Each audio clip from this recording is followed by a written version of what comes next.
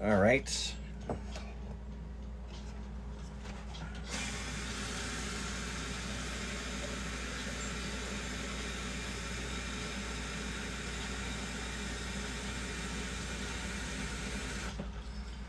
Oh, all right. Let's get that to a boil and get that cooling off right away. Hello, welcome. How are you?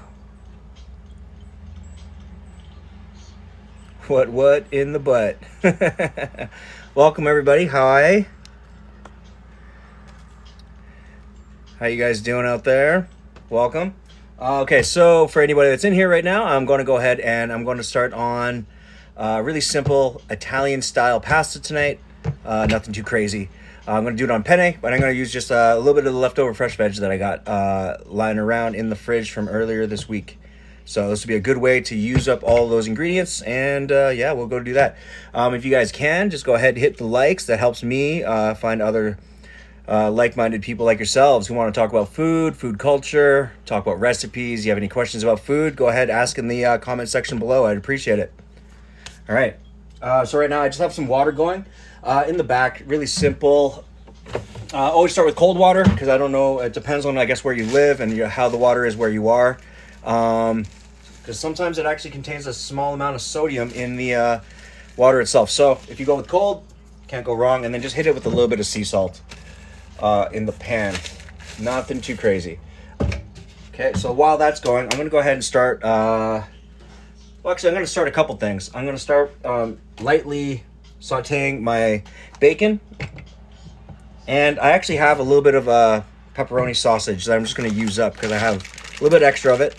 So let's go with... So today I'm also using the, again, I'm using like a double thick old-fashioned bacon. So it's super smoky. Cayman? You talking about the pans? I'm not actually quite sure.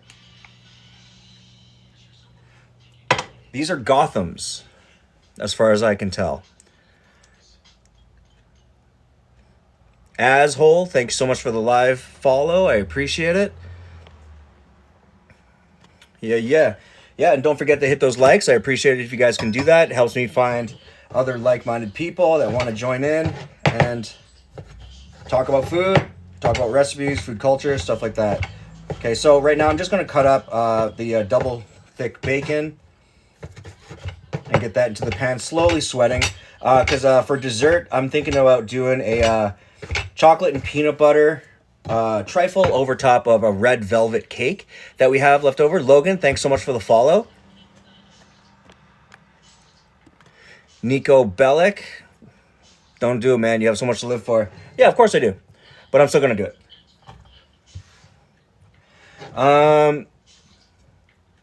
Connor, thanks so much for the follow, bro. How are you? Caitlin, welcome back. Welcome back. Thanks for joining today, man. I'm doing well. How are you today? How's your Thursday? So if you're just joining right now I'm just going to start a really simple... James, thanks so much for the follow. I'm going to start a very simple Italian style kind of a pasta. It's going to be on penne. But in this case, I'm going to just like use up a little bit of the extra veg that I had from the week prior. So right now I'm just cut up some really nice thick, double thick smoked bacon. That's going to give me like the natural richness as well as a bit of that smoky flavor that I'm really looking for in the tomato sauce. It's going to pair well again with tomatoes and red onion. And then I also have some leftover pepperoni sticks that I'm going to get slowly going in the tomato sauce or in the bacon as well, because then the oils from the sausages will actually give off a little bit more flavor. It's not going to give off necessarily that like that heat, but what it's going to do is it's going to release more like a chorizo, where like it has a lot of the spices built in and the natural stuff in the casing. So it's going to get that sauteing slowly. Boom, just like that. And let that slowly render. And then while that's going, I'm going to slowly get my, what do you call it? My ganaches started. So I was thinking about doing a, hey, I'm not judging jar sauce. Jar sauce, if you judge it up just a little bit, it's always good. Always good. Young guy, how are you? Welcome to the live. Right now, what I'm cooking is I'm going to start a simple Italian-style pasta sauce made with canned tomatoes, like they're canned chopped tomatoes, a little bit of red onion, a little bit of pepper, some green onions, maybe a little bit of celery for that savory kind of flavor. And as well for dessert, I'm going to do a peanut butter and chocolate ganache trifle. So it's going to be peanut butter ganache, chocolate ganache, and a layer of red velvet cake on the bottom. And then I'm going to finish it with just a little bit of whipped cream. Not too sweet, so it'll be really decadent overall. So yeah, right now I'm just getting the sauce started, as you can see in the pan. Yeah, I'm just, it's always good to start anything with bacon on a lower heat in a cold pan. So then it has an even amount of time to come up to temperature, so you're not going to get this instant sear. What you're going to do is start to slowly render out all that fat.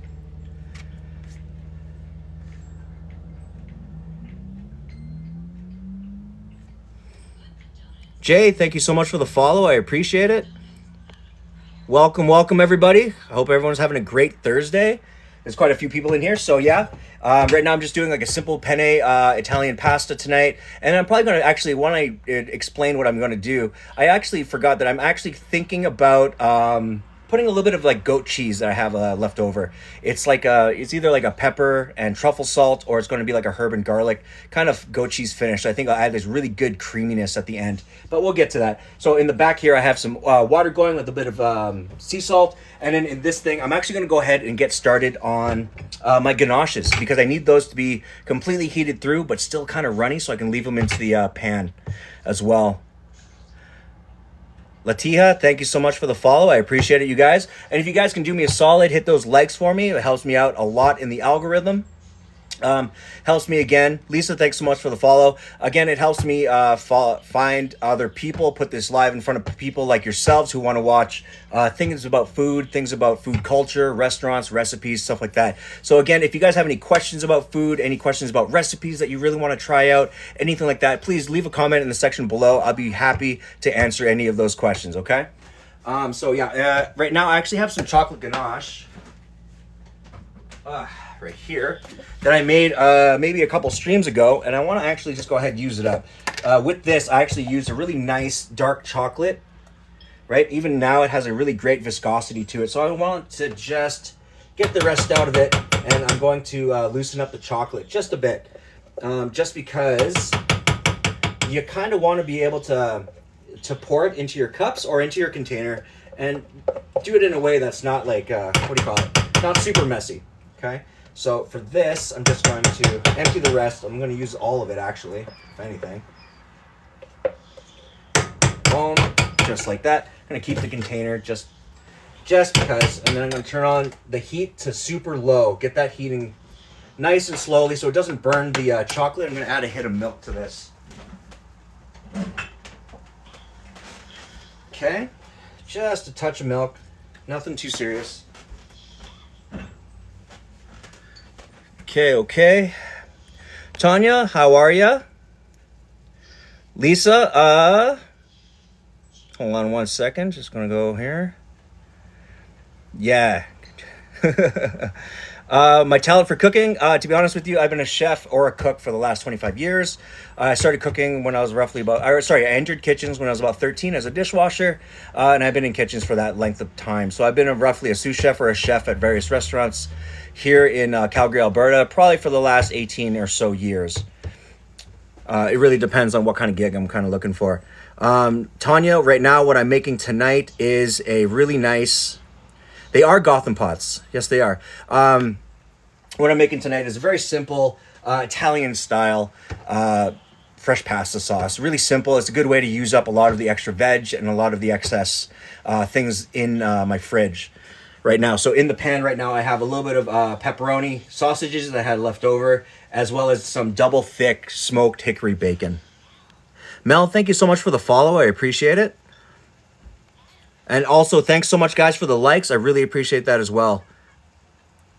Bridget, yes, it does. The real cool part about when you sear and when you, pan-fried pepperoni, especially like pepperoni sticks, they're usually like any of the dry pepperoni, you usually will actually have to exceed the point of when it has moisture and oil. So what I'm looking for here is that once it starts to sear with the oil in the bacon, it actually will leak and it will give you this really nice char, kind of like a nice crisp in time, right? So then once it starts crisping alongside with the bacon, then you add a little bit of the vegetables to it, and then you can start really developing flavor, developing caramelization on those ingredients.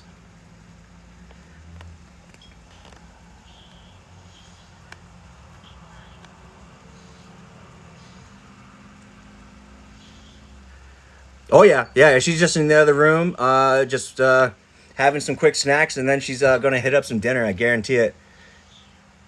Yep, at Nanners. Yes, ma'am. Welcome everybody. Thanks so much for joining the live. I appreciate you guys. There's quite a few people in here. So yeah, so right now I'm just gonna sear off these bad boys right now, and in the back I'm just waiting for that water to come to a boil. So I'm gonna put the penne down. I'm gonna give it a quick pre-blanch, and then I'm gonna drain it out. Because then once it's cooked and ready to go, that can sit there forever. Okay, and then I'll just move on to then just dealing with my ganaches. Yeah, so today should be a relatively simple, easy kind of dinner. And remember, dinners like this, which I love about pasta, is that they're super simple, but also super cheap. You can literally make them with almost any different types of ingredients, as long as you follow the basic principles of having fat, acidity, and vegetables to accommodate those I guess flavors, right? Flavor profiling and pairing is really important when it comes to creating a really great sauce, but you can still use relatively any any vegetables as long as they're not super watery. You don't have to cook them out as long, but if you do choose to use things like what do you call it, like eggplant or zucchini, stuff like that, I highly recommend you just go ahead, slice them up, season them really well, olive oil, salt, pepper, stuff like that, hit them in the oven.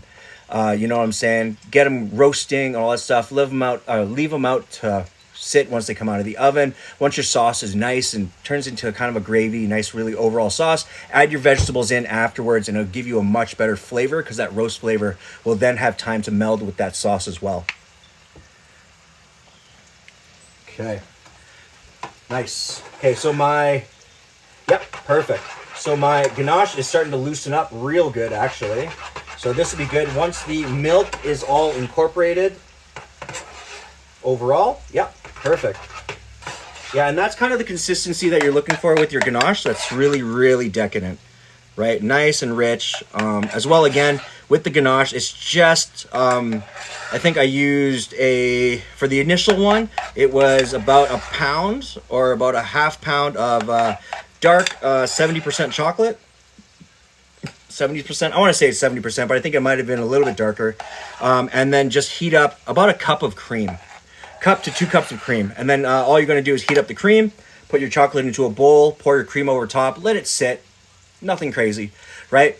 It'll allow that sitting time will allow for all the chocolate to then become soft, really melted, but not separate because of the, the cocoa fats and the milk fats, right? Then give it a quick stir, and then you end up with this kind of liquid nature. Sorry, this viscosity. Okay, so I'm going to go ahead and throw it back into the container. Nice and loose. And then I'm going to go ahead and start heating up a little bit of milk in this. Sorry about the scraping. Luckily, these pans are really good for not just falling apart with the steel product. Okay, so I'm starting to get a good rendering on my bacon. My pepperoni is starting to actually come out, become plump. So it's now going to start releasing a bunch of the wicked oils that come from the preserved pepperoni. Samantha, thank you so much for the follow. I appreciate it, guys. Again, if you guys have any questions, any comments, anything you want to talk about food related, go ahead, leave a comment in the section below. I'll try to make sure I'm answering you guys' questions as I go here, okay? All right, I'm just going to give my pan just a quick rinse before I put the milk in. And while I'm doing that, I'm going to wash my hands.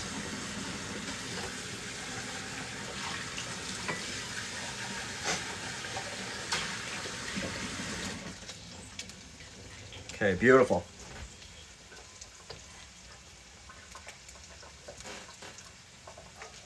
All right, boom. Give that a quick stir. Yeah, that looks good. Okay, so in this, once these start getting a little bit more color, after the rendering process, I'm going to then add a little bit of red onion, a little bit of garlic, start bringing out all that savory flavor. Marissa, how are you? Welcome to the live. Right now, I'm cooking a basic Italian-style pasta sauce to go on top of a little bit of penne. I'm probably going to finish it with a little bit of goat cheese as well. In the pan right now, I have double thick hickory smoked bacon and a couple pepperoni sticks to bring out a lot more savory and spice flavor from the preserved kind of pepperoni. And then for dessert, I'm going to do a peanut butter and chocolate ganache trifle over top of red velvet cake or red velvet loaf that I have left over because it got me really thinking about that idea. And I'm going to finish it with probably a really simple, just a whipped cream.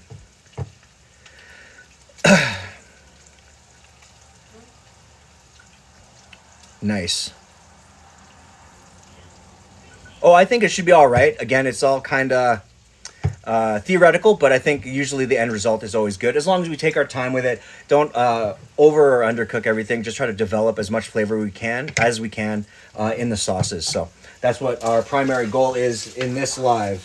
So right now you're starting to see there's like a good separation of the oil that's coming in, but you'll notice that it's actually lost a lot of its water fat. So at this point, you're going to start getting a good sear and a good amount of caramelization on your on the proteins. Okay, so for this, I have the heat on low. Going to add in probably, I'm going to go work with about a cup worth of milk.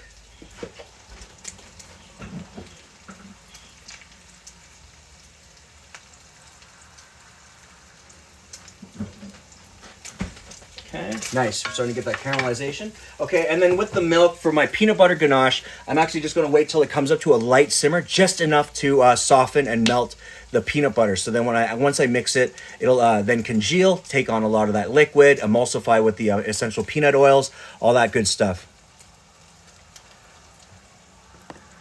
You got steak sitting out? What kind of steak? That sounds fantastic.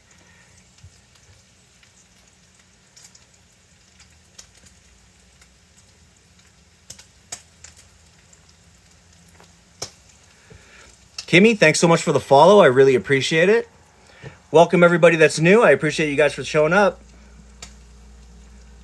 Why peanut butter? Because I like the idea of peanut butter and chocolate. So like a Reese peanut butter. And then it's also followed by a chocolate red velvet cake on the bottom. So texturally, it's really nice. It's really decadent. But flavor-wise, it's going to be like chocolate, peanut butter, and a little bit of hit of cream to help kind of smooth it out. Give it a little bit more mouthfeel as well as flavor. Oh man, a bacon bit into the chocolate would be fire. Ooh, I've had a donut that was like a chocolate caramel with bacon bits on top. There's a spot in Calgary that does that. El Paco, thank you so much for the gifts, dude. I really appreciate it. Man, thank you so much for the cloud bread. I love that. Yeah, so right now I'm starting to get a good amount of caramelization on these bad boys right here.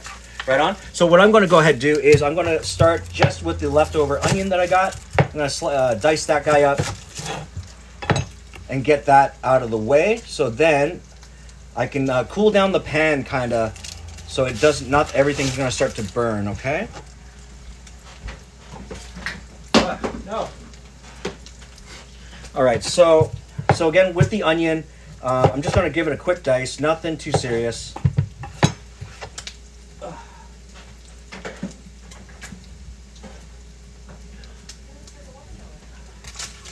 Just all thumbs today. Okay. So with something like this, I'm just going to just give it. It's already been kind of broken down. So what I want to do is I'm going to take it.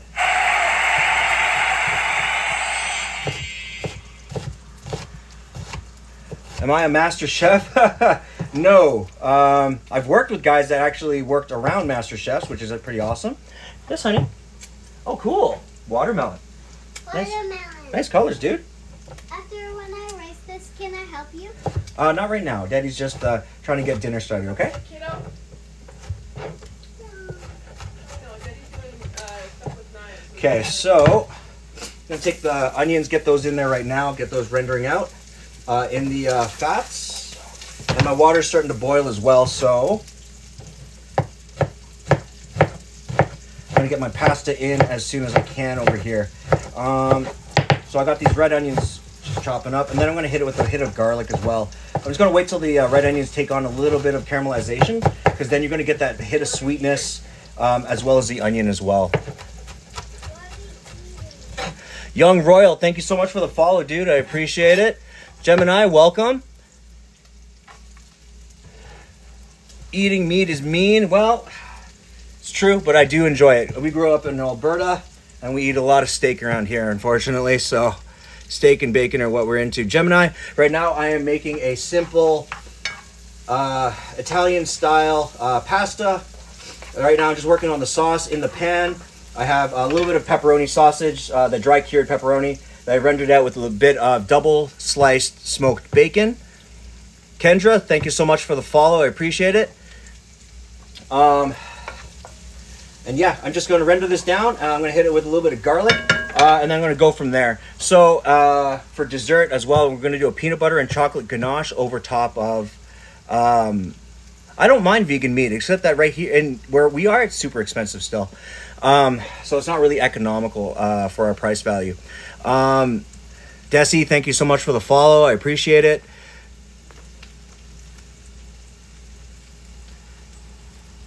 Neptune's an alien. Hey, welcome, dude. Welcome back. Yeah, and Gemini, yeah, then we're going to do a ganache with peanut butter and chocolate with a base of, what do you call it? The Black Forest chocolate cake or Black Forest chocolate loaf on the bottom, and then probably finish it with just a little bit of whipped cream.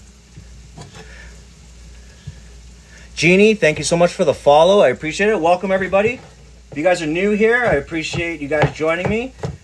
Yeah, so again, tonight I'm just making a really simple, easy Italian pasta or Italian style pasta. Right, so right now it's going to be a base of the bacon, a little bit of pepperoni. Right now I just hit it with some red onions and I'm just slowly caramelizing. I'm going to serve it over top of penne. Yeah, and then for dessert it's going to be a peanut butter and chocolate ganache on top of Red Velvet Loaf. Rena, thank you so much for the follow. The stuff in the pan? Sure. So right now, I just got these bad boys just kind of rendering through. Not on a really crazy high heat either. It's a little bit lower than medium, right? So you're seeing that it's the amount of fat that's been rendered out is now being slowly collected into the onions, and we're starting to caramelize those onions a little bit further. Right, so I'm just going to take these onions until they're pretty much translucent as much as humanly possible. So in that case, remember, it's always good to, if you have a non-stick pan, just leave them out nice and even on the pan. Let them caramelize. Don't have to touch them too often. This is my fusilli. Here we go. Okay, and then in this back pan, I'm just going to go ahead and hit it with some just basic penne. Boom, use up that. Right there.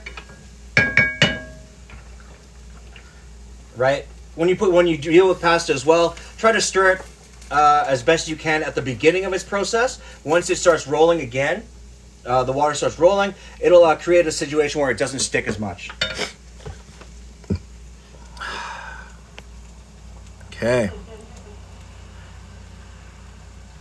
Yes, that's a guarantee. I will be making dinners every night. That is what I do. By all means, doors open for you. Okay, so this is starting to come out real nice and translucent. Cool. So that, you can you? Nice. Okay, so now I'm starting to get a little bit of steam on my milk. So at this point, I'm going to go ahead and try to get some peanut butter out. This guy right here.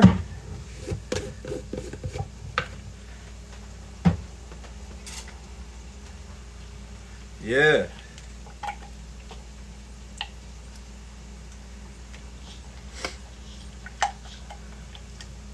Okay, I'm just going to give it a quick stir in the jar just to loosen it up a little bit more so it's not just like super clumpy.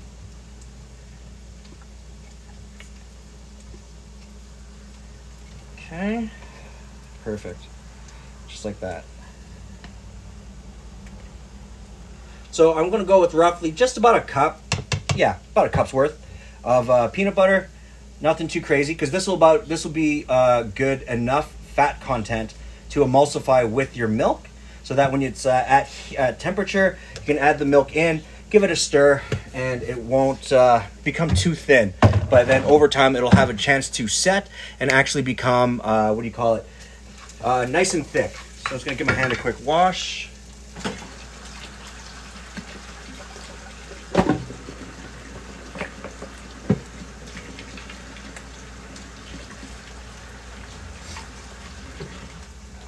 All right. So I got these pennes just now stirring. Now, once you stirred it and the water's rolling, you'll notice that it has enough movement so it's not actually sticking to each other or to the pan, which is a really good tip for you guys. You can still add a hit of oil to your water if that's what you choose to do. I know a lot of people do it, but I think that isn't really required as long as you have constant agitation. I did put salt in the water, yeah. Salted water, it's good for seasoning, as well as when you add things into the water, things like sodium or particles. It is proven that it does it does make the water boil faster. Yeah, but salt or oil will do 100%. Kyle, thanks so much for the follow. I really appreciate it.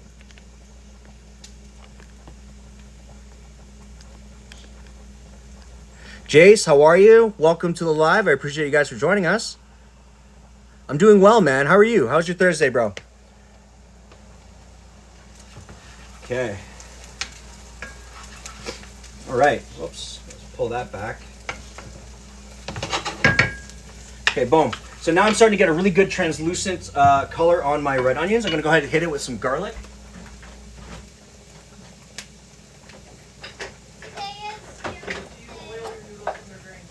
Oh, yes, I do. I do. Do I oil the penne when it's drained? I do. What I like to do, and I know a lot of Italians will hate me for this, is that, again, this is a thing that I learned from an Italian guy that I worked with. He actually rinses his pasta after with a little bit of cold water. And what that does is it allows, and it's just like when you deal with like Asian noodles, like things like ramen, things like udon, stuff like that. You take your noodles out, let them drain for a second, then hit them and cool them down slowly with a little bit of water, like with a little bit of like cold water. And what that does is it flushes the extra starch that you don't need off of the pasta. The real reason that you need starch in your pasta is so that when you toss it into your sauce and toss it, it'll then coagulate and then thicken the sauce as it goes, and it'll create a really nice sauce. In this case, I want the sauce that I'm making to be more thin. So, oiling your pasta afterwards is still recommended. It'll help once it cools down. It'll help from non-sticking. So in the pan right now, I'm also putting just a hit of pureed garlic, which I have. It's these things. They're really cheap, but they're really they're really good to have. So you don't have to keep having the balls, break them out, all that stuff. It's still made of fresh ingredients, so I don't mind using it. Yeah, as well. That is true. Because as well, what my biggest fear is overcooking my pasta. I like it still to have a lot of texture when you put the sauce on, so that when you do put like the cold pastas into the sauce, it brings it slowly back up to temperature and you get the right heat on the plate. Soon enough, I will be reposting these lives onto my YouTube channel. But not currently. I'm just going to save up. I'm going to re-edit them so they're a little bit more informational and, less of the jargon in between, okay? But if you do want any notes or anything like that going forward in the future, Caitlin, just hit me in the DMs. I can give you any of the recipes that I do make on the lives, okay?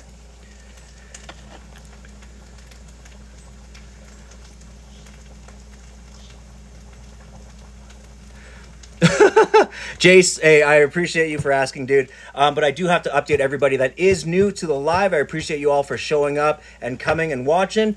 So right now I am, in fact, making a Italian-style pasta on top of penne. In the pan itself, right now I have rendered bacon. That's that double thick hickory smoked bacon. A little bit of cured dry pepperoni sticks that I chopped in for that a little bit of extra flavor in the oil. As well, I have right now some red onions that have been slowly rendered and slowly clarified. So now they're starting to get nice and clear without taking on too much of that roasted brown color and flavor, because I'm trying to prevent that as much as I can. Okay, then I'm probably going to finish it with a little bit of peppers, a little bit of pesto that I have left over, and a little bit of tapenade. Not necessarily tapenade, but it is an olive puree that'll add that little bit of extra salt. And then I'm going to hit it with some vodka to deglaze. I'm going to hit it with a can of tomatoes, let that simmer down, do its thing. And then for dessert, sir, I am going to be making a chocolate and peanut butter ganache trifle on top of Red Velvet Loaf. And then I'm probably going to finish that with just a little bit of handmade whipped cream, okay? So these pastas have been almost about 7 minutes. We're in, okay? I'm just going to turn that down to here. Boom, I'm going to kill this heat as well. Great, I'm getting a good amount of steam on, whoops, I need that drainer. Yeah, I'm getting a good amount of steam on that milk, so I'm going to pull it before it starts to scald. Okay, and then I'm just going to let that ride right there. Boom. All right. Kill this heat. Just like that. Perfect. You're at work right now. Hey, man, I appreciate you for coming through, man. It's good to see you as always. Hopefully you can join us on the Saturday live if you're not working as well. It will be at 4 o'clock till 6 Mountain Time.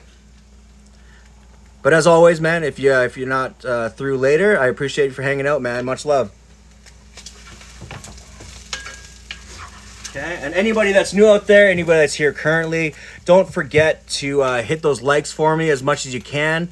By doing so, helps me in the algorithm, you know what I mean, puts me in front of eyes like yourselves, people who are all like-minded, want to talk about food, want to watch food, want to talk recipes, food culture, stuff like that, all right? And as well, if you guys have any food questions, what are your favorite dishes your wife makes? To be honest, my wife doesn't make dishes. She actually bakes. So she makes some of the best cookies, some of the best breads, stuff like that. You know what I'm saying? Because I'm not a baker. She just has a really good, like a feel for it, in my opinion.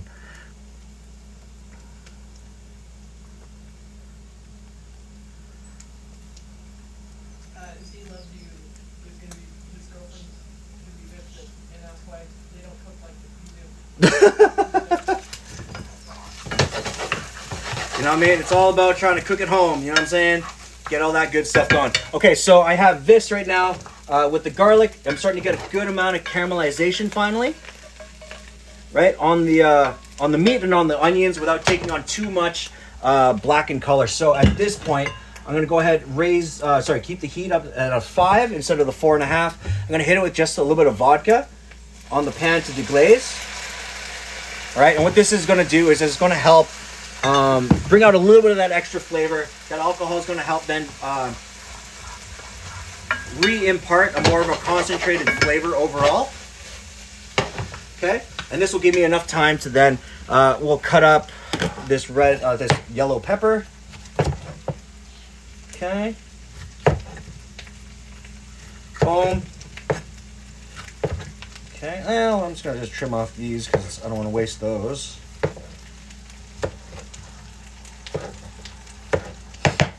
Okay, take care of the core. Whap. There we go. So then as this sauce is starting to then just simmer, I'll have enough time to then start on my dessert, which I think should turn out pretty good. Right now you can also smell all that vodka cooking off, so all the alcohol is in the air. So at this point, also, if you're going to cook with alcohol, especially high-proofed alcohol that's not wine, I'd recommend just make sure that you don't have any open flames nearby, in case that it does set ablaze, and then you are flambeing at that point. So I've seen a lot of homies lose their eyebrows.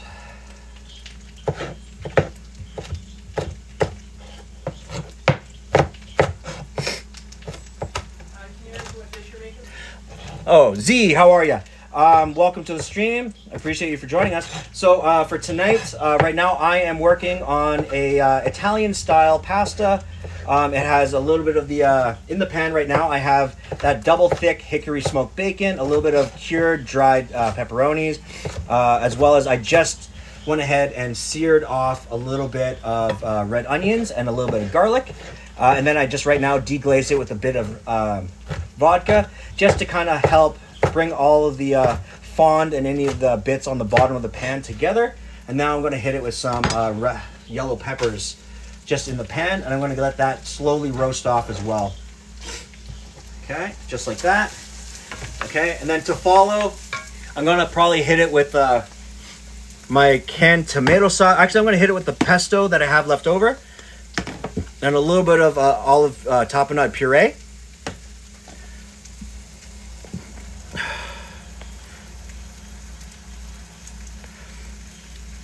Thoughts on non-Italian pasta like Filipino spaghetti or Somali pasta? First of all, Somalian pasta, I don't get to have that often, but it's amazing. You want to talk Filipino spaghetti?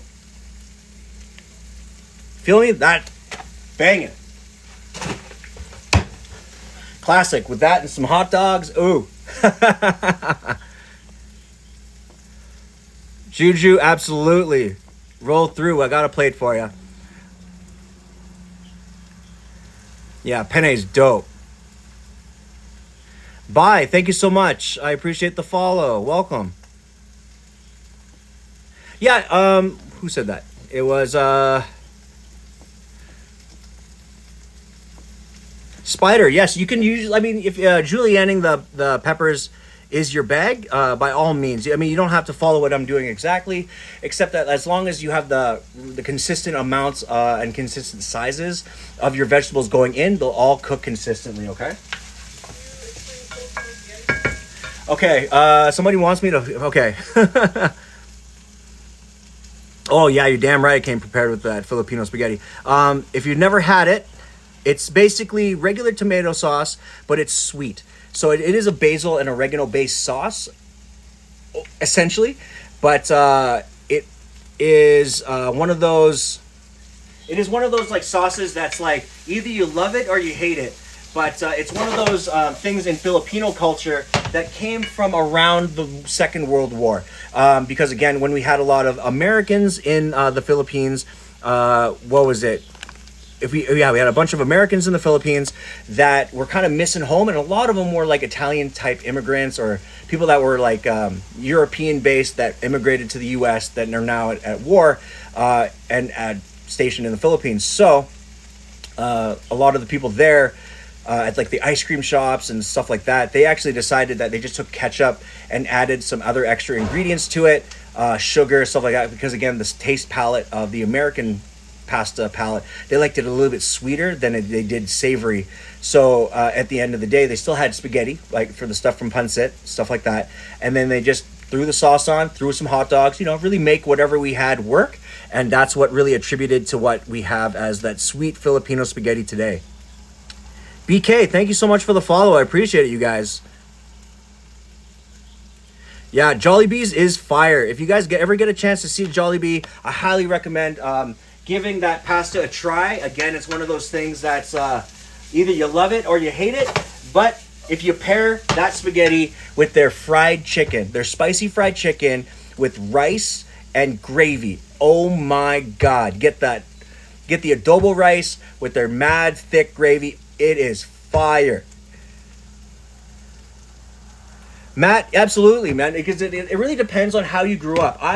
Since I've been in kitchens a long time, I've worked with a lot of guys that prefer either sweet or the savory. Like mostly like the more I guess like Tuscan or Caprese Italians, Roman Italians. They really like theirs to just be basil, tomato, just a hit of cheese for that bit of salt, really, and just a little bit of olive oil, a little bit of garlic. Really simple flavors, but huge overall, right?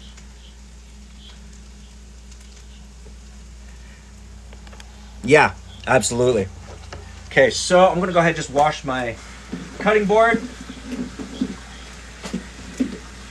because at this point I'm pretty much done cutting my vegetables. Okay, and then now I'm gonna just while that's still searing, I'm gonna go ahead. Yeah, perfect. So now you'll notice like the peppers are starting to get nice and soft. Nothing too crazy. You can still give it a squeeze. and it's still juicy, but it's not like super floppy. It hasn't lost its consistency. So at this point, I'm going to go ahead. I'm going to add in just a hit of the pesto. Okay. Again, this is just store-bought pesto. Ain't nothing too crazy. But also, if you're using store-bought, don't use a crazy amount of it just because it's so salty. And I'm trying to, again, with the bacon, it has a bit of sodium, as well as I'm going to hit it with a little bit of that tapenade, that olive oil. Okay.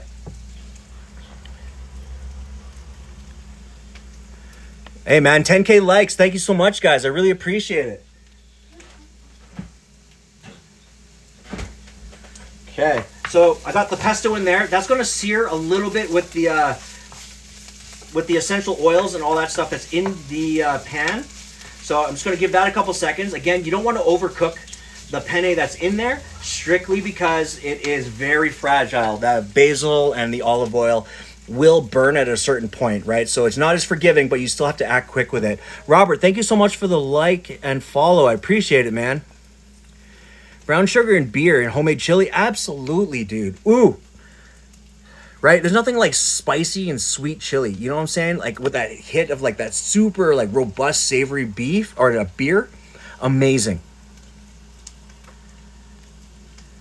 Chocolate in their chili as well. Yeah, it turns it into like a more like a mole situation.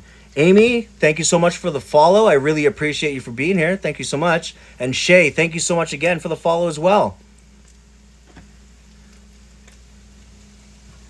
Okay, welcome everybody else that's new. I appreciate you all for joining.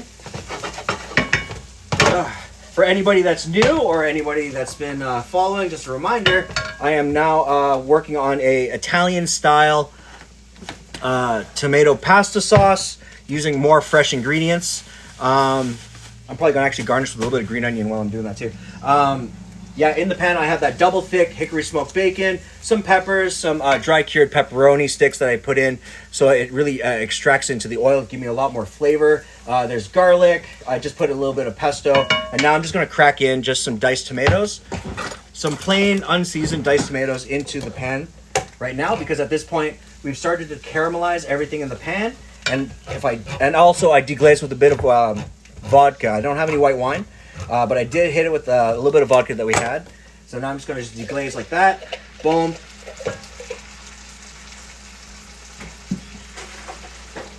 Okay. And a little trade secret that I know a lot of places do is that when you usually make a sauce, we do want to start it out a little bit thin.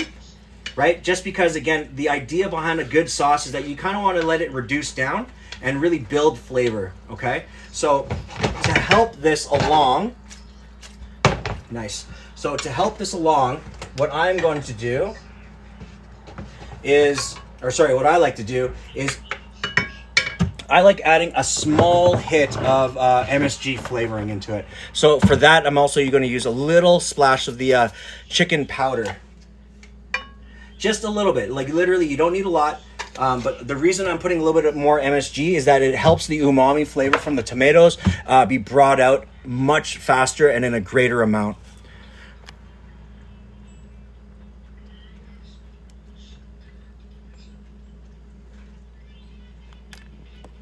Okay, boom. What I am cooking tonight is a little bit of Italian style pasta on penne.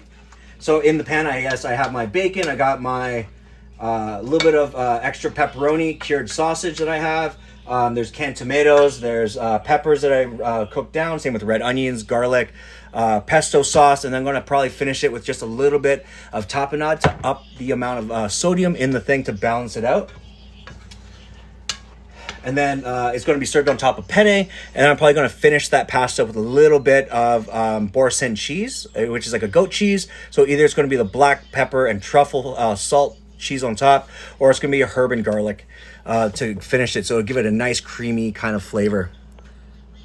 Yeah, Matt. I try to use the chicken base and MSG substitute if I can, to kind of just not have to put too much salt. If you just put a little bit of that chicken powder in, it really boosts things like tomatoes and anything that builds or creates umami overall. So it's just a good hack to reduce the amount of sodium while still increasing the amount of like sodium type flavor. Ryan Johnston, thank you so much for the follow. I appreciate it. Welcome. Okay, so masculinity. I'm not masculine. I just love food, dude. But Issei DeWitt, welcome to the live. I appreciate you for being out here. Absolutely, do try it, man. 100%. One of the easiest things that you could do as well as a good hack, to be honest, is if you know how to cook pasta, a really good way to do a really fresh pasta sauce or anything like that is I had a homeboy actually teach me, Italian Egyptian type guy. He just went and got bruschetta, like bruschetta mix, the chunky stuff. Okay, then all you have to do, cook your pasta, heat up a little bit of olive oil, throw your bruschetta in, a little bit of chopped garlic, toss with a lot more, olive oil, hit it with a little bit of white wine, let that simmer off, you know what I'm saying, right? You're going to toss your pasta in, toss, and then put it onto a plate, finish with some Parmesan. Super simple. Serve that with a side of garlic toast. 100%. I do advocate for everyone to know how to cook at least 5 things and do it well. Right? Because if you know how to do at least 5 items yourself, do it well, always have that stuff on hand. When you cook it for your homies, you know for a fact they're going to enjoy it. And they know in their hearts that you cooked it with love. You know what I'm saying? Sahil Neil Talwar, thank you so much for the follow. I appreciate you, man. Welcome to the live.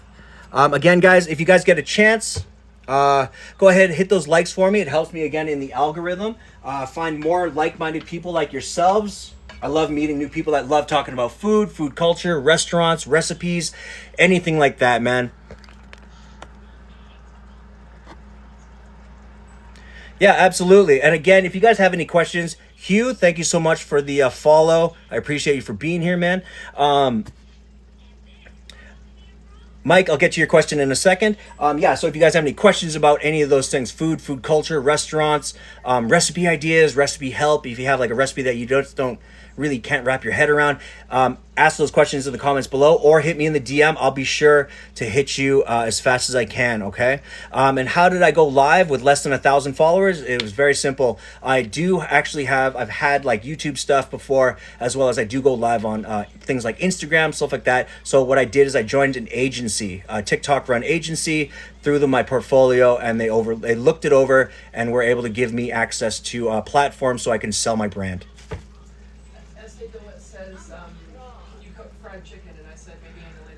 I can definitely cook fried chicken in a later episode. I've been doing a lot of fried stuff in the last week. So with that said, I do love deep frying things. Don't get me wrong, but I will maybe do a fried chicken fried thing maybe next week or the week after. Okay.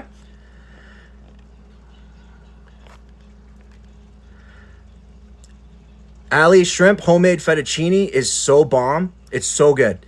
That was one of my favorite things, but my mom usually made it with shrimp and chicken with like a creamy garlic sauce, which I always love because it's just one of those things that you can just have in the wintertime. It's super hearty. Have it with some toast, you know? Sahil, thank you so much. I really appreciate it. Yeah, whatever I can bring to the community or help people up their food game in their at-home food journey, by all means, man. Like I said, if you guys got any questions, I'm more than willing to help you guys out. Cooking is trial and error mostly? Absolutely. Okay, so that milk is nice and warm. I'm going to go ahead and add that bad boy to my peanut butter right now. I'm going to just add half and then try to see if I can mix that together. Yeah. Good. So then it's loosened from the side. Let that do its thing for a second. Then I'm going to add a little bit more. There we go. That's all it is. So I'm going to let that warm milk and peanut butter kind of warm up together, just so that when I do decide to mix it through, it'll be nice and clean. It'll just mix together really, really well. All right.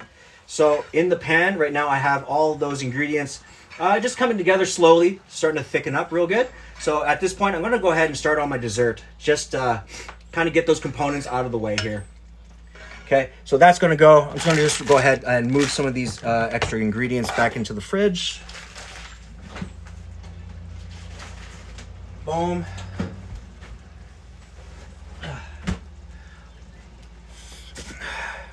Ryan, thank you so much, man. I really appreciate the compliment, dude. And I also appreciate you for being here, man. How's your Thursday?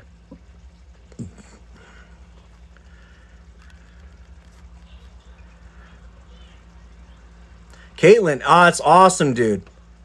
You're ready for Chopped? Yeah, what's funny about Chopped is my wife actually found the Chopped episode where I was in the background for one of the segments.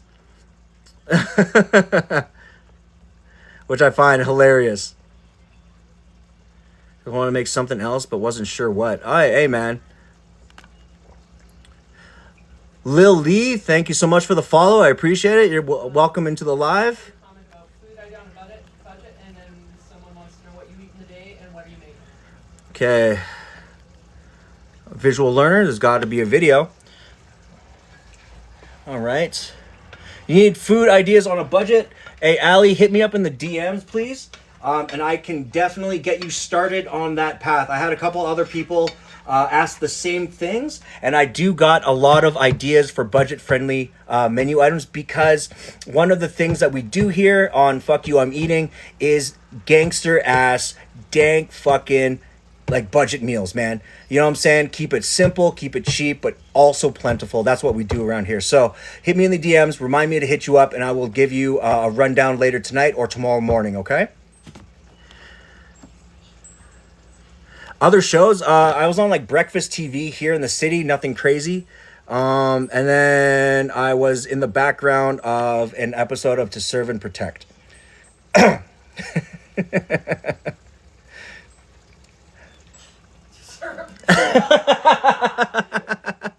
People that are Canadians know what I'm talking about.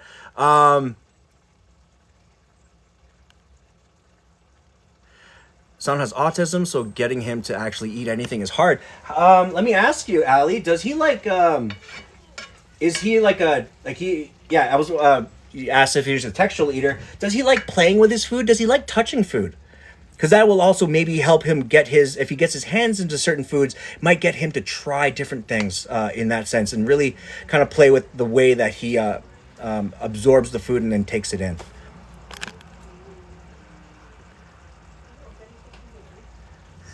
Right now, Nina, thank you so much for that.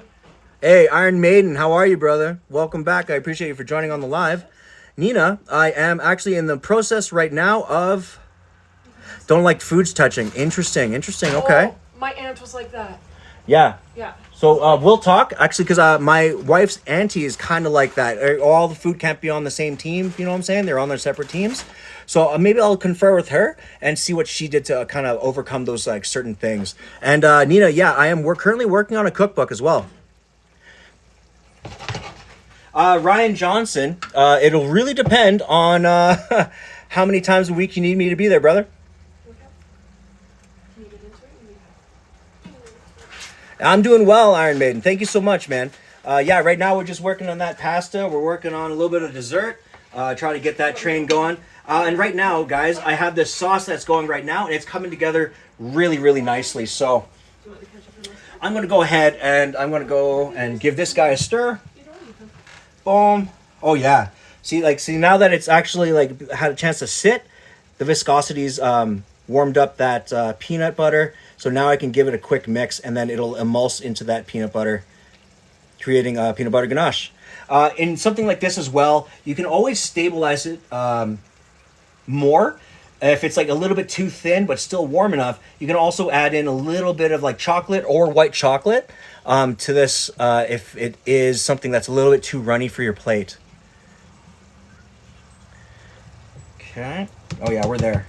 Cool. So in this case, I'm going to actually just give it a quick pulse, just because it's not going to emulse with a spoon. It's going to become really chunky. So in this case, I'm going to use this coffee blending joint. Give me a little slow setting. Here we go. There we go. Yeah, there we go. So the reason I'm doing this is because then I have a control over how smooth I can get it, as well as I'm not going to miss any chunks. Right? So this is a really great tool for whipping out or whipping a small amount of liquid and stuff like that. You're going to get a really good, consistent quality to it, as well as it's much more even, much more efficient than just whisking it by hand or doing something in a big bowl with a whisk. Okay? So, not bad for a $35 tool, I will say. I wasn't sold on these before, but it's either you have one of these or an immersion blender, and both of those things are really good. So now I have this kick-ass peanut butter ganache. This is the correct texture as well. Okay. Just gonna give this spoon a quick wash. Say again? Someone commented about the plastic container and Iron Man wants to run through that. Nice.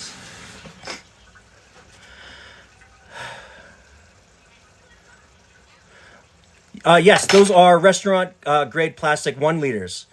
100%. I do recommend them over buying things like, what do you call it, like Tupperware, stuff like that. Because for the price of going to like a bulk store or like a kitchen supply store and buying a sleeve of these 1 liter containers, this sleeve, I think it was like 35 or 40 of these 1 liters costed only about $25 to $35. Okay. But you do have to buy the lids to go along with them. So it's a sleeve of 1 liters, a sleeve of 1 liter container, 1 liter lids.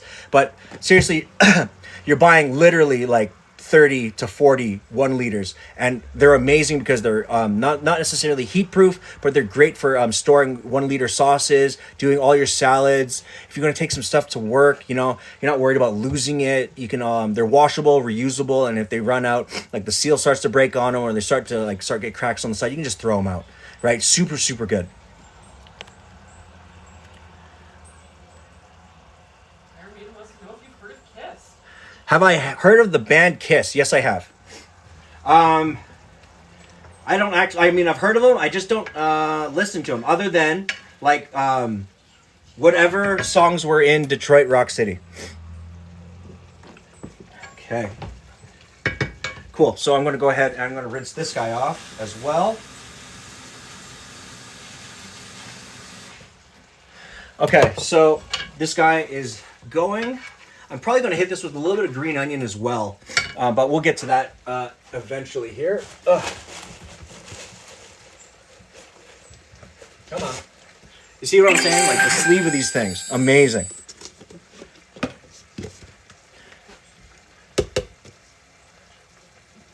Okay. So in this, I'm going to go ahead. I'm going to just cube up a little bit of that red velvet. Okay. Perfect, yeah. So there's a good amount of acidity in here.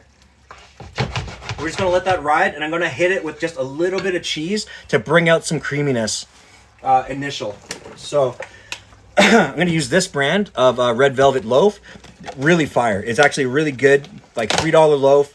And you get at least, for something like this, you're gonna probably pull off, I'm gonna say easily 5, maybe even 10 portions of it for $3. So that's, to me, it's a great deal. Hey, Iron Maiden, man, if you're not in the mood to cook, just come over, brother. You know where I am. Reusable stainless. Hey, by all means. Again, it's really dependent on like however you like to store your food. For me, I also like what do you call it? I use these for my wife's lunch, stuff like that. And what I like about it too is that when you have like something like soup or anything that needs to be lightly warmed up, you can throw it in the oven. Or not in the oven, you can throw it in the microwave. Okay. Okay. Hi, how are ya? CR, thank you so much for the follow. I appreciate you guys. Ryan Johnson, thank you so much for the gifts, man. I really appreciate you guys. Bubble tea, donut, damn. Okay, so what I'm cooking tonight is a simple and rustic Italian style pasta sauce. So it has your double thick hickory smoked bacon. It's got a few of the sausage links of some dried cured pepperoni. Nice. I mean, man, you can get away with that using a microwave. That's pretty good. And then I have some red peppers in there, a can of diced up tomatoes, some garlic, a little bit of pesto going in there, and I deglazed it with a little bit of white, not olive oil. What I'm talking about, a little bit of vodka to get some of that flavor off the bottom of the pan. You wanted the high protein recipes. High protein recipes. Oh yeah, okay, yo, hey, let me. Can you just hit me in the DMs and I'll send you a few recipes that I got on deck, okay?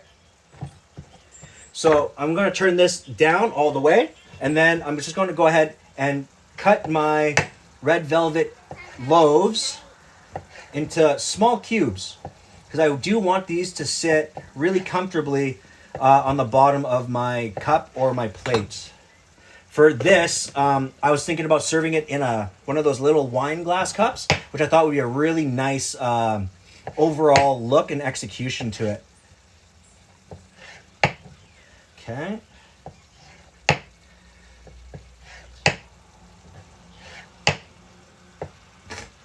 Okay. So right here is I got my black velvet cake, I got my chocolate ganache, I got my peanut butter ganache, and we're ready to party on that. I'm just going to make up a really simple whipped cream with a little bit of vanilla. There it is. Okay, I got a little bit of cream left over. Mike, thank you so much, man. I really appreciate you for joining, dude. Okay. Oh, man, I love me some McNuggets, dude. Hell yeah. What's my favorite meat? It is, for sure, it's either beef. Actually, it's pretty much everything. I love beef, chicken, pork, fish. Mike, thanks so much for the follow, dude. I appreciate you guys for being here. Okay, so I have a little bit of cream just in the bottom of this. I'm just going to give it a quick whip. Actually, before I do that, I'm going to hit it with a little bit of that vanilla. Boom. Okay. And then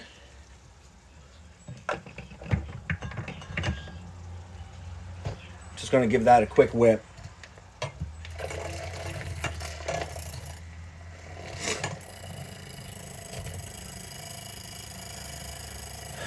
Cooked with wild meat, it depends. I've done wild boar, moose meat, deer.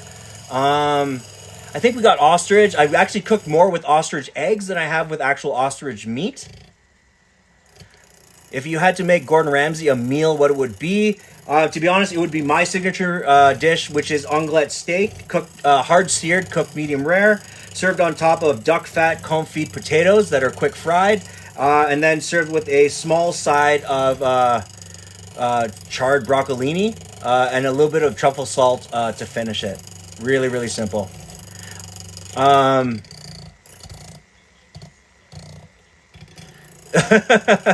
Well, I'll be real.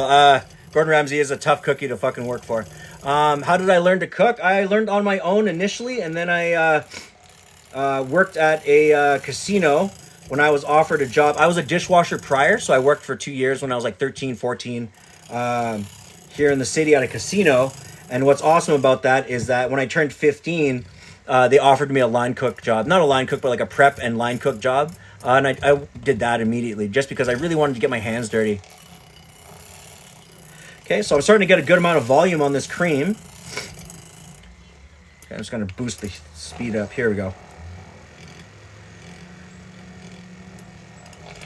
Yeah, Restaurant Nightmares is nuts. But I'll be real. The Restaurant Nightmares American is much different than the Kitchen Nightmares and restaurant stuff that he did in Europe. He was much nicer in the Europe ones. I feel it's just with American audiences, they really love the drama that was created from it. There we go. We're starting to get a good rippling on that whipped cream. Okay. Okay, just like that. Boom. Nice. So I'm not going to whip this until it's like super hard. What I want... Lane wants to know if you ever cooked with elk and caribou. Elk, yes. Elk, yes. I don't know if I've actually cooked with caribou. I doubt it, actually. If anything, we do elk steaks are more common here in Alberta, just because we also have a lot of farms that do elk and wild boar, bison, and stuff like that. Mia, thanks so much for the follow. I appreciate it. Welcome to the live. Yes, guess my age, brother. I'm 38. You're damn close.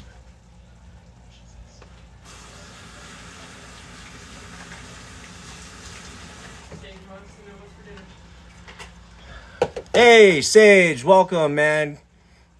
Good to see you. How's your Thursday? For dinner tonight, I've just made a nice, really rustic Italian-style pasta. I'm going to serve it over top of penne, so it's bacon, that double-smoked hickory bacon, double-thick hickory smoked bacon. I got some cured pepperoni sticks in there as well. Some peppers, some red onions, garlic, a little bit of pesto. I'm going to finish it from the taste. It's a good amount of sodium in it, but it's a little bit on the sweeter side, so I'm going to hit it with a bit of salt, which is this tapenade. So I'm going to fold some of this tapenade in right now. Okay. You don't need a lot of olives in it. You just need enough to actually just kind of give it a little bit more of a boost. So I'm going to put it in probably about a tablespoon or so. And then for dessert, I have a peanut butter and chocolate trifle with some red velvet loaf to go as the base. And I just made a little bit of whipped cream to finish that.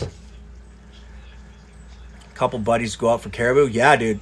Caribou, because I've had caribou before. I've never cooked with it. I had a homeboy's dad. He ran an Italian restaurant here in the city for a little while. And he was a major hunter. So I got to try caribou steaks and what do you call it? Like those straps. Really, really tender. He just did it with some like nice fresh citrus, a lot of garlic. It was gorgeous.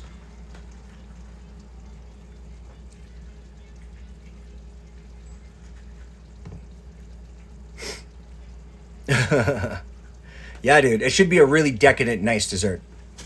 Okay, so I'm just going to go ahead, toss in that penne. Boom. And then I'm going to go ahead. I have this like small pan of water right here, heating. And then what that's for is I'm going to get it to just a light steam. And that will help me be able to blanch my cooled down penne.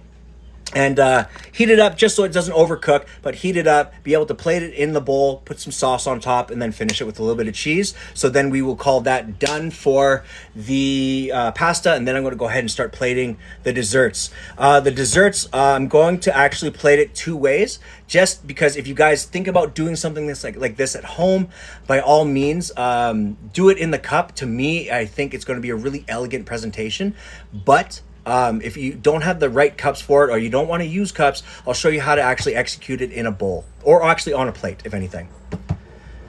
Angelina, welcome. I appreciate you for joining the live. You got 2 questions there. Okay, so have I ever eaten are you talking about pemmican or ptarmigan? I have no idea what that is. And then Angelina, for dinner tonight, I have some really nice rustic Italian, it's an Italian type sauce. So it's bacon, it's pepperoni, red onions, garlic, a little bit of pesto. Red onions, pesto, garlic. And I did hit it with a little bit of tapenade, like olive tapenade, to give it a little bit more sodium in the mix. I'm going to serve that over top of a nice warm penne. And then for dessert, I'm doing a chocolate and peanut butter trifle on top of red velvet. Red velvet loaf, and then it's going to be finished with a little bit of vanilla whipped cream. Type bird is the answer. Oh, interesting. No, I don't think I have. I don't think I've had that before. A northern bird. Interesting. I might look into that. Is it like a larger bird or is it like one of them small joints? The most unusual thing I've eaten, to be perfectly honest, is still bird's nest soup to this day. It's a Filipino delicacy, but it's really like when you really think about what it's made of, even for me, I'm a nose to tail kind of guy and I love sustainable foods, but goddamn. Bilbo Tattoos, thank you so much for the follow, guys. I appreciate it. What would the best dish for dessert be? A clear ramekin? Yes, but in this case, I'm actually going to use a small stemless wine glass. I think it'll actually look really, really, really nice. They're not a smart bird. Caitlin, thank you so much for the gifter badge. That's awesome. Thank you so much for that. What's in bird's nest soup? So it's a type of bird's nest that's been harvested off the side of a cliff in the Philippines, and then it's made into a congee type stock. It is delicious, but goddamn, it's just when you really think about what it's made of and how they make their nests. I'm not going to go into it on this live, but I would definitely look into it on Google. You know what I'm saying? Nice. Hey, I appreciate you for doing that, man. Thank you so much for the roses.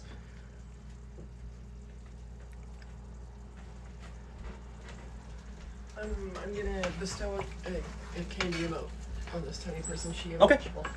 Nice, dude. What do you want? Nice. Okay, so I got this water coming up to a nice heat. All that stuff. So I'm going to go ahead and start plating up the pasta. So for the pasta, I'm just going to give it a quick garnish of that Boursin cheese, as well as I'm going to do a little bit of green onion, because I think that green onion freshness will help really liven up the tomato flavor, as well as give a little bit of color to the plate, which will be awesome. Okay, so I'm going to go with that. Just cut a little bit, nothing too crazy. Right, put that to the side. But I saw different M&Ms in there. Oh, I see. Okay, so that is on the way to being done. I'm going to go ahead and I'm going to grab some of the drained penne. Were you talking about those? Right, toss that in there. Get them just lightly heated so I can toss that with a bit of pasta or pasta sauce. Okay. It is a delicacy, that's for sure. It's just, it is crazy what it is. Like I was, this dish can be vegetarian, right? I would actually take this and, Maribeth, hey, how are you? How's your Thursday doing? For this dish, you can actually replace the meat with things like roasted eggplant, roasted zucchinis, any sturdy type of, what do you call it? Ground vegetable. I think would be really, really good. Oh man, thank you so much, Caitlin, for all that cloud bread, dude. Really appreciate it. Oh man, I also appreciate that. Yeah, I've always dreamed about doing my own cooking show, but I never knew what I'd actually cook, to be perfectly honest. Yeah, and you can cook it without meat, just add more vegetables. But I like doing roasted things into a tomato sauce, just because then you get a lot of like flavor profiling and textures going on that aren't just all mushy pieces. So you get a lot of different crunchy bits. I would also recommend maybe you can use a type of beans, play around with that idea as well. Yeah, I have nothing against vegetarian. I do love eating meat, but in our household, we try not to go meat heavy. We always try to maintain kind of a 70%, 60% percentage of I call it vegetables and carbohydrates to the rest in protein. So like maybe about 25 to 30% proteins. I love cooking. It's been part of my life for literally almost 30 years. My love of cooking, to be honest, I couldn't tell you. I just, the adventurousness. I think it was just lack of adventurousness from my parents. They weren't really into eating, or they weren't really adventurous when it came to their food. They were really into just, eating simple stuff or going to McDonald's, something like that. And as much as I do love me some McDonald's, I love McNuggets, I love, back in the day, back in like the late 90s, early 2000s, they had this burger at McDonald's called the Big Extra. It was one of my favorite things on the planet. It was basically just like a Whopper, basically, but I remember you can get it for like $1.50, so I just, at lunch, I just eat like 3 of those.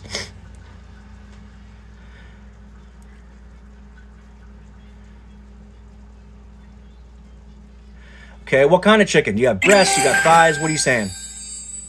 That looks yum. Okay, so I have my warmed pasta noodles.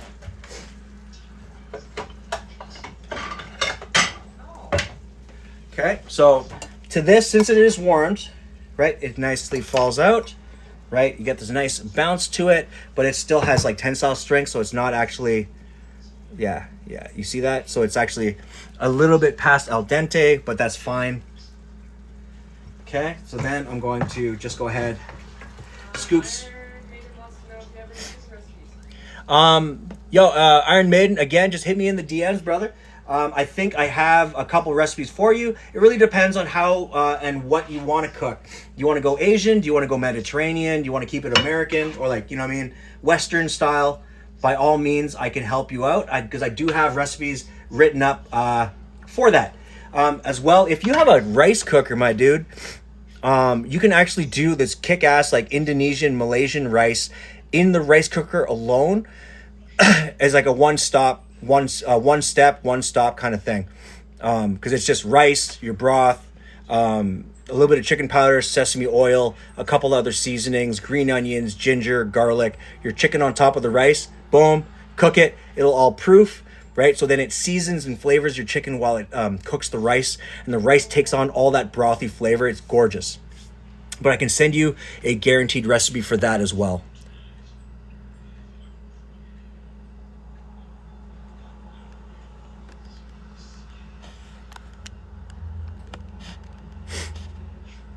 There you go. In a baking sheet and half cup of white wine, 2 cups cream, garlic. Ooh, that's going to be dope. Yes, Hasselback chicken or stuffed chicken. Stuffed chicken is a little bit more advanced, but I highly recommend doing it because once you do it once, it's easy every single time after that. 100%. My favorite rice to use, I guess it really depends. I'm not really I don't favor one or the other, like basmati or jasmine. To be honest with you, I think I got more used to like Japanese rice because it is a little bit stickier. But for fried rices, I use, what do I use? I use a basmati.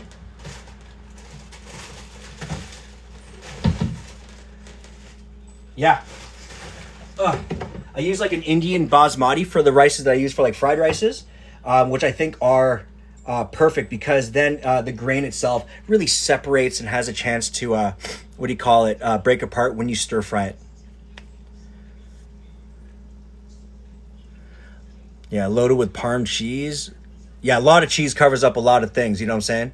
Yo, basmati is dope too. What I love basmati for as well is since it is a little bit more of a shorter grain, it actually collects. If you do like a butter chicken or a tikka masala, or as well if you have Thai food and it's one of those like rices that you can really scoop and like bunch together, right, with your hands and then eat it like that. It's just gorgeous.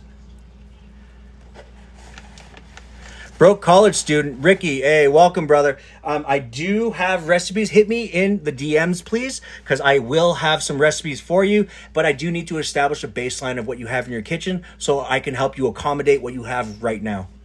Okay, but I do have recipes because, again, anyone that's new to this live, again, welcome. Thank you so much. If you get a chance, hit the likes. That helps me in the algorithm, find people and like-minded folks like yourself that want to talk about food, watch food, all that good stuff. Okay, but yeah, what we do on this channel is primarily focus on struggle meals, budget-friendly meals, and like it's cheap but plentiful meals. You know what I'm saying? So this meal itself, quite accessible, quite cheap, and is very modifiable, right? Rice with soy sauce. Hey, if you throw an egg in there, boom. But I also recommend rice, soy sauce, egg. You know what I'm saying? If you can add meat like Spam, that's also good. But hit your rice and soy sauce with a little bit of sesame oil as well. Oh, Lynn wants to know what you thought of the Portuguese egg tarts. For whatever reason, I can't see her messages in chat, so she's messaging me. Portuguese egg tarts. She sent me home with Portuguese egg tarts. Oh, they were delicious, dude. Oh my God. Yeah, those were fire. Texture-wise, everything about it was perfect. They were like the right kind of savory and sweet. Because I love egg tarts. I love Chinese egg tarts especially. Ricky, thank you so much for the follow. I really appreciate you for being here, man. Excellent. Okay, so right now I got this pasta. Boom. Camille is just snuck in. Camille, hey, what's good, dude? I got this right here. It's the what do you call it? Italian tomato sauce. Has hearty amount of vegetables. Some of your diced up bacon. So that's a double thick hickory smoked bacon. It's got your a little bit of that cured pepperoni, garlic, pesto, a little bit of tapenade to give it that little extra bit of savory and salt. Then I'm topping it with a bit of the green onion. Okay, and then I'm gonna finish with a little bit of this leftover Boursin cheese. So this guy right here. Put my foot down. Yeah, so I got this little bit of Boursin cheese right here, which is awesome. So I'm going to go ahead, and this is going to be the creaminess factor that I think will help cut that tomato acidity, and that's going to be it for the dish. Boom, just like that. Right, as well, the Boursin cheese, since it is seasoned, will have just a touch of extra sodium in it, which is just fine. Okay, so then that's there. So then here's the Italian pasta. Boom. I'm gonna just pop off real quick and give this to my girl. She's been waiting for dinner. Lexi's asking what you're making. What are you making? Lexi. So I made like an Italian style, basically what would be like a ragu essentially. But it's double thick hickory smoked bacon, cured pepperoni, cut thin so it extracted into the oils of the bacon while rendering. So red onions, garlic, a little bit of pesto, some, olive tapenade. A can of chopped up tomatoes, a little bit of yellow peppers. And then that's what you got right here. So then what I did is I finished it with a little bit of green onion and a little bit of like herb and garlic boursin cheese to give it a little bit of creaminess, all served on top of a little bit of warm penne. Okay, so then I'm going to give this to Shannon really quickly. Tried pasta? Yes, I have. Chickpea flour? Absolutely. Okay, so I'll be right back in 2 seconds, guys.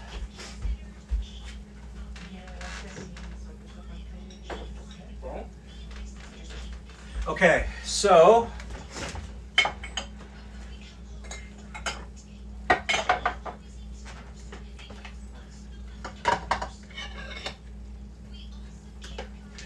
so with the dessert, so for dessert we're having it's a chocolate and peanut butter ganache trifle on top of red velvet loaf.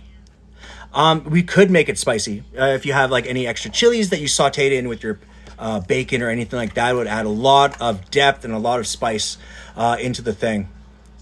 But you can also add sriracha or any type of not hot sauce necessarily because of the vinegar content, but I would use like a chili paste or like a chili oil or something to give it that extra bit of bold spice, but without it being super overbearing in terms of the undercurring like vinegar or cooked ingredient that's in hot sauces.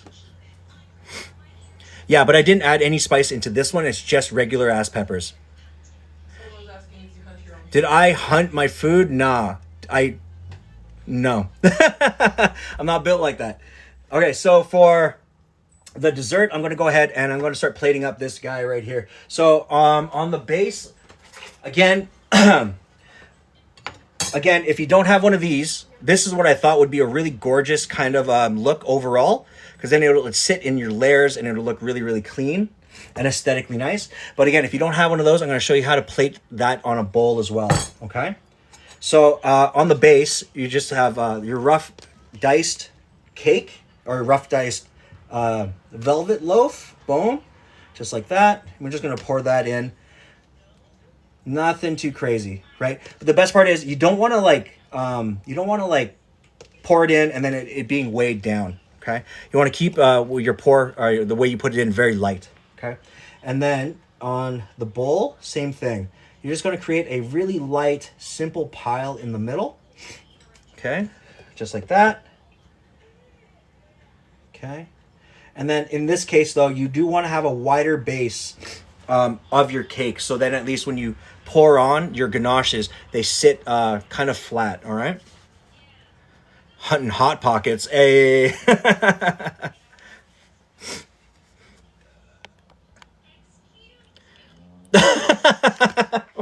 word loaf and that's so good. Okay, so for this, I'm going to go ahead and I'm going to start with the peanut butter ganache. Again, we heated up some milk, added it to some just regular ass peanut butter, right? And we get this really nice texture. So we're just going to give it a quick pour into, actually, you know what a really good, totally forgot, what a really good technique for this is you do this. There,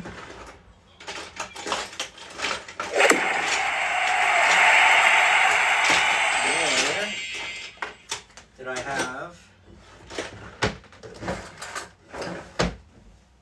I think Iron Maiden's asking what is ganache.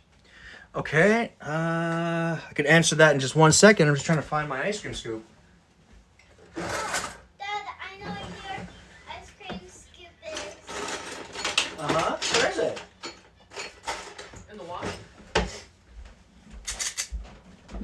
Thought I washed it. Oh, it's right here. Yeah, I know. Oh, okay. Good eye, honey. Thank you so much. Just gonna wash this ice cream scoop out real quick. Okay. Okay. Iron Maiden. So what ganache is essentially just chocolate and cream. So I made a chocolate ganache and cream. All you're really doing is you're adding in some cream into a pan, bringing it up to a heat where it's not boiling. It's actually just starting to create steam, and the liquid is warm and hot enough to melt the chocolate. Second, you're going to put the chocolate into a container, right? As much as you want. So I go about maybe... Like, so for every cup of chocolate, you're going to go like maybe half a cup to 3/4 of a cup of cream. You're going to heat up that cream, throw it on top of your chocolate, let it sit there for like 5 minutes just to melt the chocolate. Give it a stir till it's all collected, and then you let it set. And what that does, it creates a really velvety overall texture and viscosity. Right, so you melt the chocolate, but maintain the thickness of the cream, which is all really, really beautiful.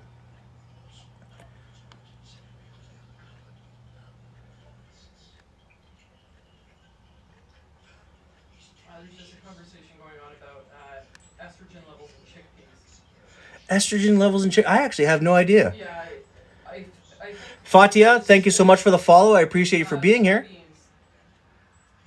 beans. Interesting.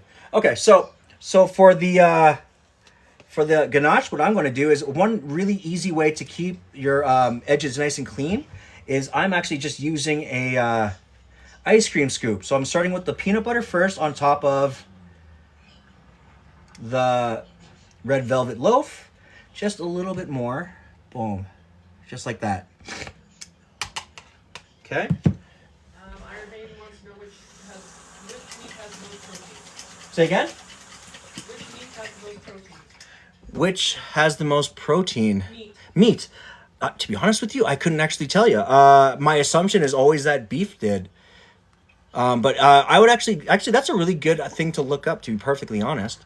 But remember, you can find protein in a lot of things.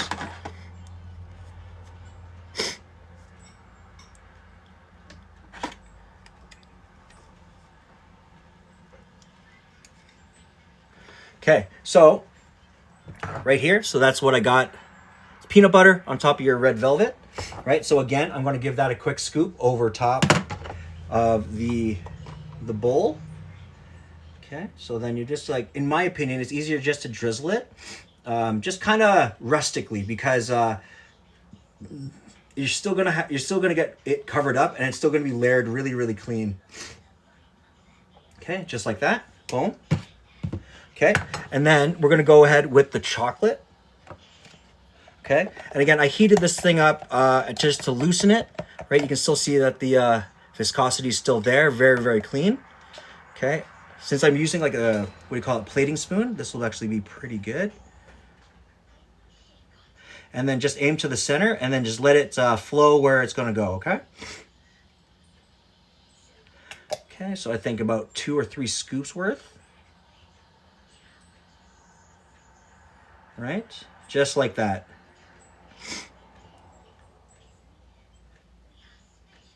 Okay, so that should be enough.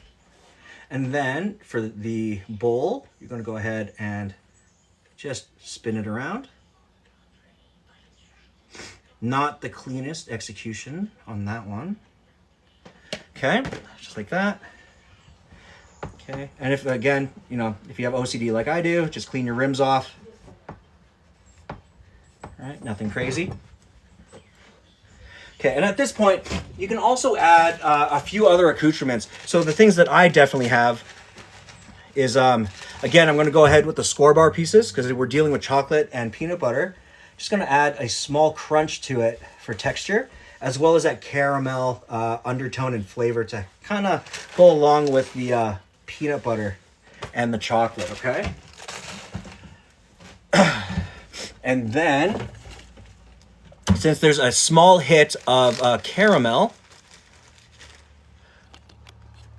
yes, it would be amazing. And the best part is you don't have to use peanut butter. What would be really good with this is if you went with chocolate and then you did like a strawberry white chocolate ganache. I think that would be amazing on top of maybe a strawberry loaf or a strawberry type of sponge cake, and then you garnish it with cherries and fresh strawberries or macerated strawberries, stuff like that. Okay, but since right now I have a little bit of the score bar and those are caramel, I'm just going to give it a small pinch of sea salt. just to kind of up that caramel flavor a little bit, okay?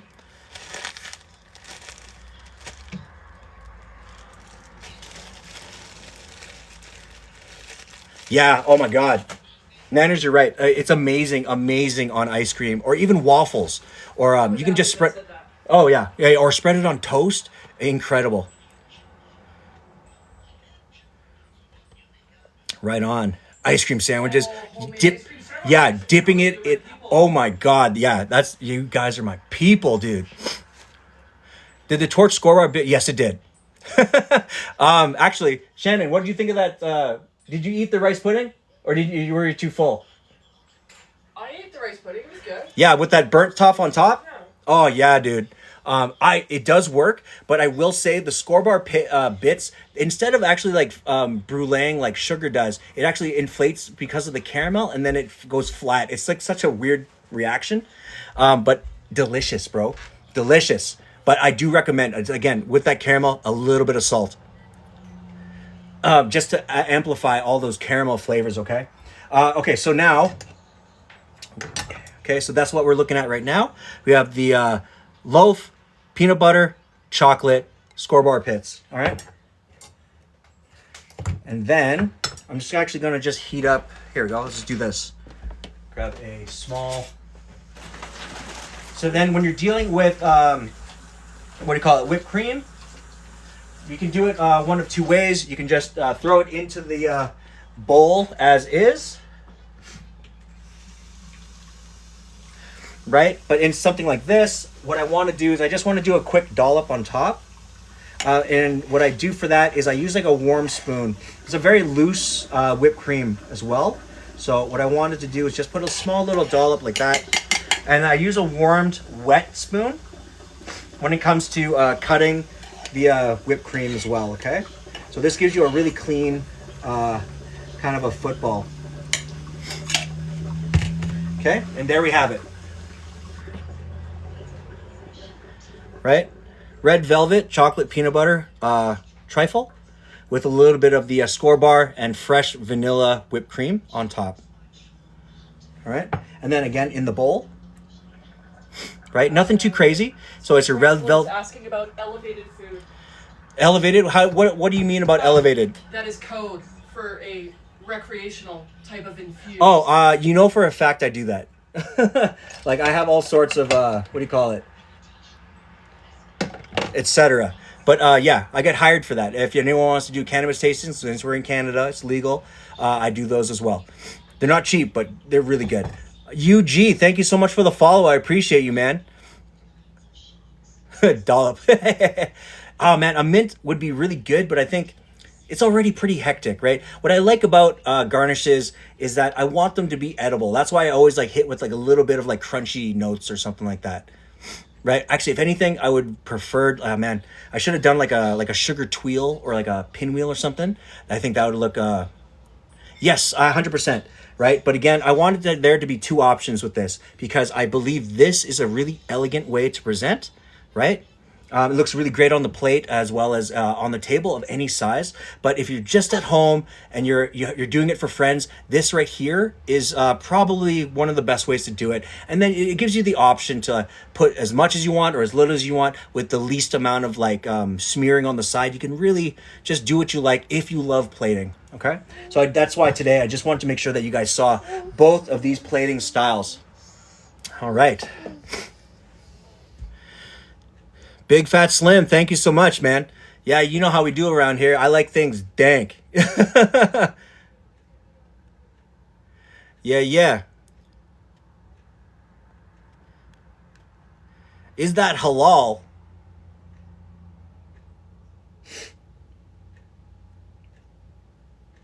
I mean, it should be. Can y'all eat cream?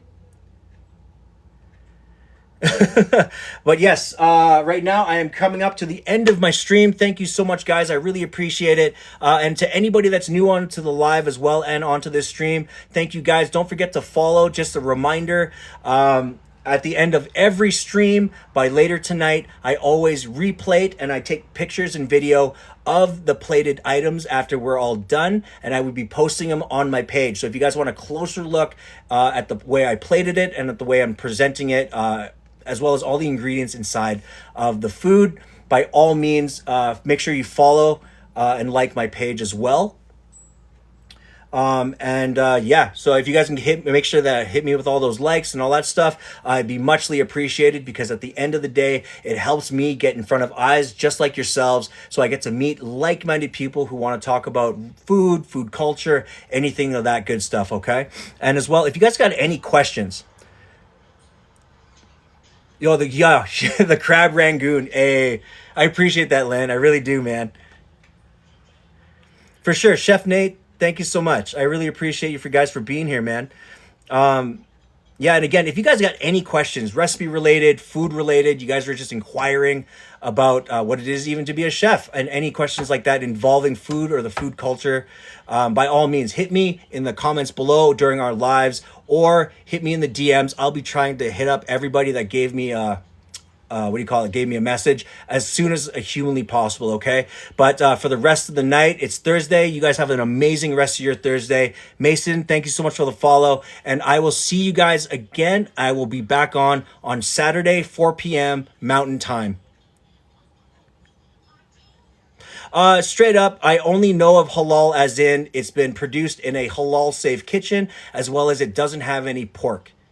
Other than that, I don't know much about halal food after the fact.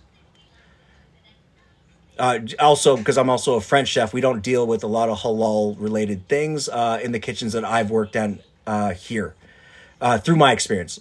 I know a lot of other people that have. What do you call it? It's a one that udon, udon no? Awesome. No, I wish I was on TV, but hey, ain't nobody putting me on TV, dude. Which country is this?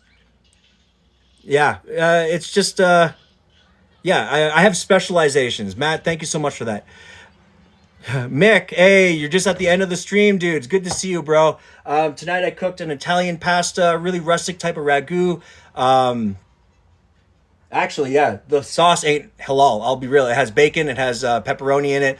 It's your yellow peppers, red onions that have been sauteed and clarified, a little bit of garlic, pesto, some olive tapenade, all that good stuff. A little bit of canned tomatoes went in. Let it stew down. For dessert, though, pièce de resistance that you've actually got to catch is this bad boy right here. This is the peanut butter and chocolate trifle on top of red velvet loaf. Okay, and then I plated it two ways. So I will be taking pictures again of the dishes that I finished tonight, and you guys can look forward to catching all of those things on my page as well. If you guys want any of the recipes that I do, all that stuff, give me a message in the DMs. I'll be happy to give you that. No champorado today. No, sir. I did eat the rest of that, though. Yeah, they slice the throat first, and I know they aim. I don't know if it's East or West. I know that's very specific to that religion. Name 3 Slayer songs. So Angel of Death, Seasons of the Abyss, Dead Skin Mask, God Hates Us All, Bloodline, Christ Illusions, Drunk Drivers Against Mad Mothers. But yeah, anyways, guys, thank you so much. You guys have a good rest of your evening, and I'll see you guys on our next live on Saturday at 4 p.m. All right? Take care, guys. Dad. Beep, beep.